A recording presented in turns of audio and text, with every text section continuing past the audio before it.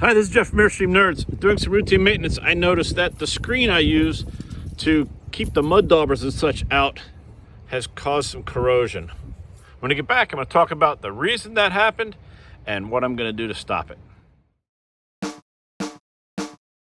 Airstream song, cruising to the campsite singing our song. Airstream song, we are the Airstream Nerds.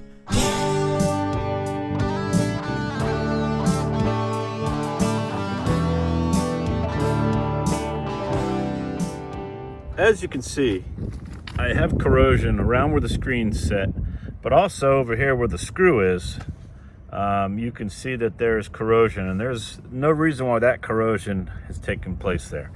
Now, I did a bunch of checking, and this entire door, there is no replacement that's identical to this from Airstream. They do not make a stainless steel door like I've done everywhere else. So what I really want to do is, like my water heater door, I want to be able to put a screen here without it being on the outside to stop from future problems. So what Airstream has done wrong on this is they've used stainless steel screws on an aluminum panel. Now this is just a metal panel on here on this plastic door, and they've used steel screws on this stainless steel piece. So between this stainless steel piece, the steel screws rusting, the stainless steel screws on the aluminum, we have galvanic corrosion. Basically, the stainless steel and aluminum do not like to play well together. You get a little chip or a little scratch, and you'll end up with corrosion just like this. So I went to Airstream looking for this replacement door, and going round and round and round, they do not have this part anymore. What they have now is a 6 screw door. This piece is no longer here. It's just one big screwed thing, and this chimney, so to speak, coming out of the furnace, this exhaust port basically is much bigger. So this is the replacement piece that I have gotten from Airstream. It is a bunch of different pieces. I have the exhaust port, which is much bigger than what was before. I've got the aluminum plate that goes onto the door. Now this looks a little beat up, but there is plastic on here, so it is a nice piece of metal. I've got the actual door itself, which is 2 pieces, which is the plastic compartment cover plus the frame.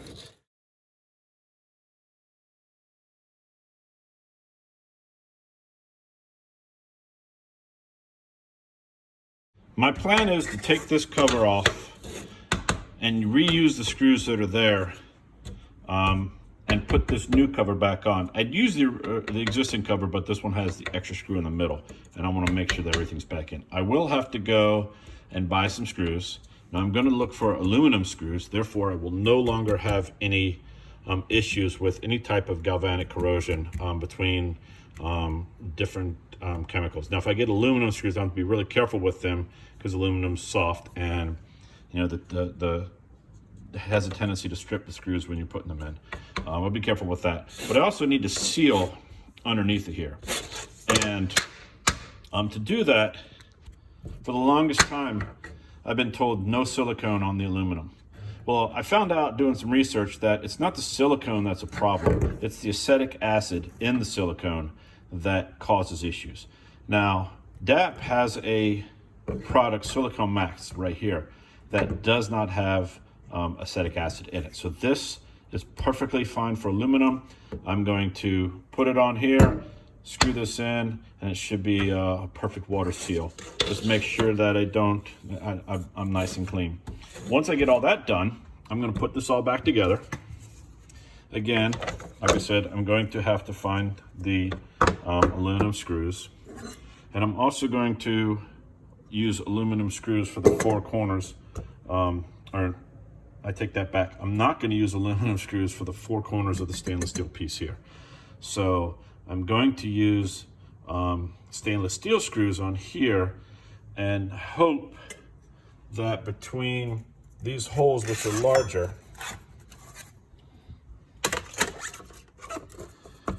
the way that this thing sits on here, these holes are sitting up high enough that I'm not going to have to worry about the aluminum versus the aluminum. The only place I'm going to have to worry about is where this outside plate may sit on here. But then again, if you can't really tell, but this outside plate, because of these risers on here, it doesn't really get crushed down onto this metal plate.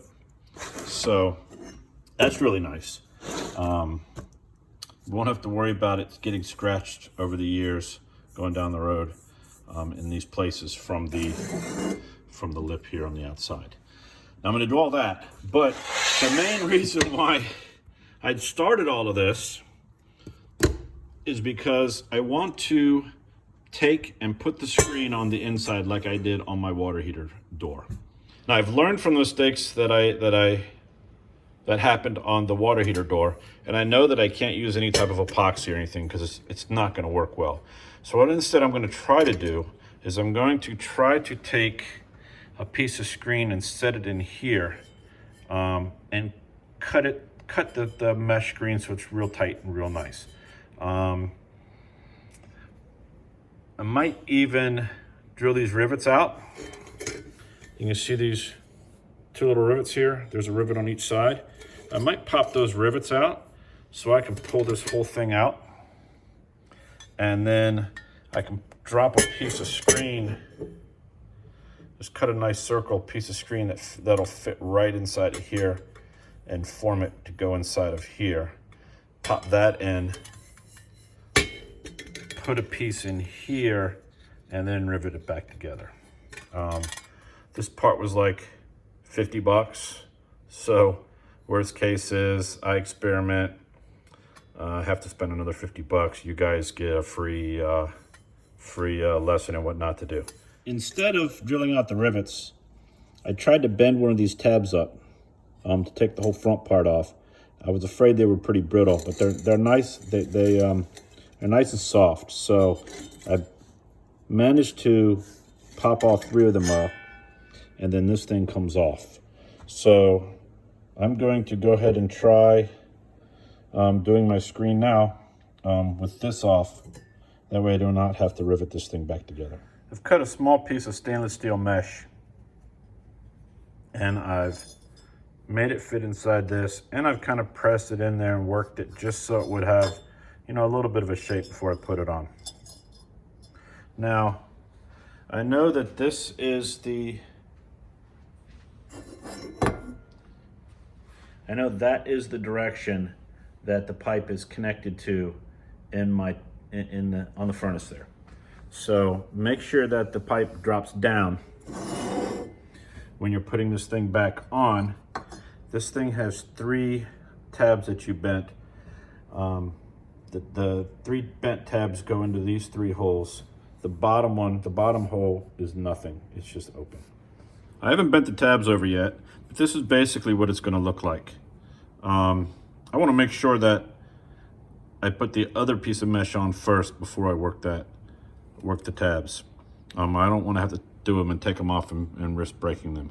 But essentially, that's what it's going to look like. It's going to hang down maybe from the side, but you're really not going to see it. And I'm going to bend it a little bit more to get it to fit better before I put it all together. See if I can get it to focus. There you go. So I'm not going to put any type of sealant or anything there, because just thing to balance. You can see that the inside of this lip here is pressed up against this. So there's really, this excess that's hanging over is literally just that, just excess. Once you push this all back together, it'll hold this in place. So I may take like a bottle top or something to form this, to make it a little bit flatter, like I did with my other door. So here's a trick. Hold it here, and it's much easier with 2 hands. But as you work it around, kind of flip this up. That way when you set it in here, you've kind of got it the opposite of the way it's supposed to go. So when this gets pushed down, these don't tend to fold up. Of course, I put it in there the right way. So you see how they don't unfold now. As I push this down, they kind of spring against it instead of springing up. So you could use, like I just said, use the other end of the pipe. That's the perfect size to kind of work an indention into there. Just makes everything go together nicer. I've made a 4x4 square. I've set it on the end, and I've drawn a basic circle of where this should go. I don't want to cut this. I want to try to cut that circle out so this thing will drop right down onto there. I didn't have a hole punch big enough or sharp enough to just punch this out. So I just used a small chisel, an old chisel I had laying around, and a hammer, and went around the circle. And then I used a pair of heavy-duty scissors just to nip at the places where it didn't punch all the way through. So I'm gonna slide this down onto the pipe and see what we got. Nice and tight. If I was making a bunch of these, I would buy the right size punch for this, but I'm pretty happy with that. Now you have to remember the mesh. The mesh on this is pretty small. It's way smaller than the mesh of the mesh I took off. And these holes here, just the little edge there. Trying to get this back in focused. The little edge right here, it's not much bigger than those vents. So I'll take my chances. 100% the exhaust coming out of here, there will be no way that anything gets into here. And that's the important part. This is what will actually cause your furnace to have issues.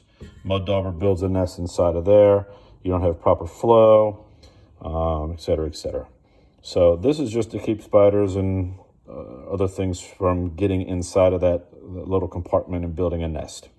I check it every year or two anyway. So this will just make it better.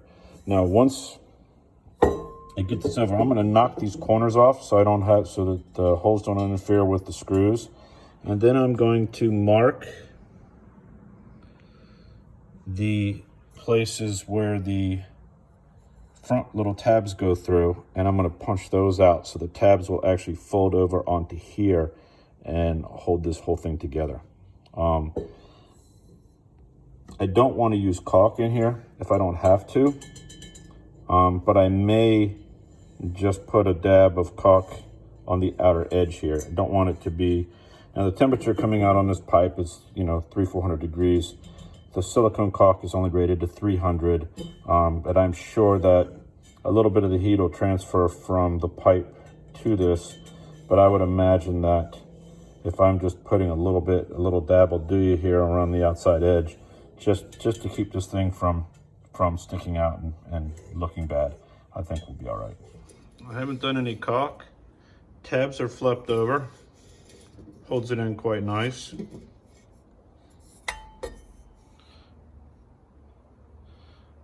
If you look really close there, you can see the screen hangs down a little bit. I may be able to do something with that, but I'm not that concerned. I could have trimmed it out a little more so it didn't stick there, but I'm not too concerned. You can't get close enough to the camper to look in there anyway. And to be honest with you, I'm just gonna put a little dab of caulk on here. I'm not gonna put a lot. I just wanna make sure that nothing can crawl underneath. But on the screen for the vent itself, I'm not gonna worry about any of that. You can't get close enough to the camper from the side to see that little bit of screen hanging down. But if you do it yourself, you may be able to trim the screen a little bit more. I just wanted to make sure that I didn't have any place where it slid a little bit and I had a gap. So it comes out past all this lip. Anyway, now it's a matter of putting it all together. I've used magnets to hold the screen down while the caulk sets.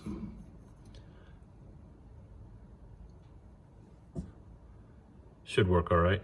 The next step is taking this cover off. And pay close attention. You have 3 screws here, and you have the same 3 at the top. But the center screw is not in the center. If you look at the new cover, the center's here. So make sure when you put the new frame on, you put the frame in the right position. Because once you put the caulk on the back, you only want to put it on there once. So getting the frame off is kind of a hassle. They have loaded up caulk on the top, the sides, and on the bottom here of the furnace box itself. So not only is it screwed in the 3 places like I showed you, but it's also gooped up with caulk. So I'm going to clean all this up before I put the new frame on. But I did find that the other one had a gasket on there that you couldn't see. So before I just use caulk and put it back on, I'm going to clean all this up. I'm going to tape this up. I'm not using the camper right now. I'm going to tape this up after I clean it up just to protect it from the elements. And I'm going to reach out the Airstream and get a new gasket before I put the cover back on. I have everything cleared off here. Cleaned all the caulk off, wiped everything down all the way around here. But I found one little spot where I have a little corrosion here. So what I'm going to do is I'm going to take a small little emery board, sand this down a little bit, and hit it with some fingernail polish, some clear fingernail polish. All right, well, the fingernail polish is drying, and that's going to be behind the frame. But while it's drying, I'm going to go ahead and prep the frame. I did find aluminum screws for the cover, but I'm going to use the factory screws to hold the frame and also for the furnace itself that gets mounted to this. But before I started doing anything, I took the old stainless steel screws and I ran them into the standoffs here just to get kind of to tap them ahead of time. That way I'm not trying to use the softer aluminum screws to drill a hole and strip them out. I did get a response back from Airstream. They do not have a gasket for this, but I was recommended butyl tape. I'll put a link below to this. So I'm going to put the butyl tape onto this. Now, I know earlier I said to make sure that you make sure this is aligned right when you put it on. I did notice at the time that there is a designation that this is the top. So what I did is I just took a marker, I put an arrow so I know it's going this way. Now since this is tape and it's going to go around this, I don't want any seams until here. So this is where my seam's going to be on the bottom. So the chances of the seam's going to be real tight, but I don't want to have a seam here and have a place for water just to zip on through. So I'm going to go ahead and put the tape on. I'll be right back. All right, so I have the gasket in place. I've used the silicone. I've caulked all around it, even put a dab on each screw, the old screw holes. I've wiped it smoothed it out with my fingers. Let me go ahead and put it in place. Cover on. I got the cover back on. So you notice the furnace frame screws and then the actual furnace cover frame screws. Caulk oozed out a couple places. You can see it right in there. So I put plenty of caulk on there. Now I'm gonna go ahead and put the cover on. Everything's done, new panel's in. The new exhaust is in. As you can see, the screen came out real nice. No more big blocky screen thing on the front. One bit of advice, use a hand screwdriver when you're tightening down all the screws, including the frame. Taking them off with a power drill is good, but I put them all in by hand. Did not want to risk stripping anything or breaking any of the plastic pieces that they're screwing into. Once again, this is Jeff from Airstream Nerds. Hit the like button, please subscribe to my channel, put any comments down below, and I will see you on the next trip.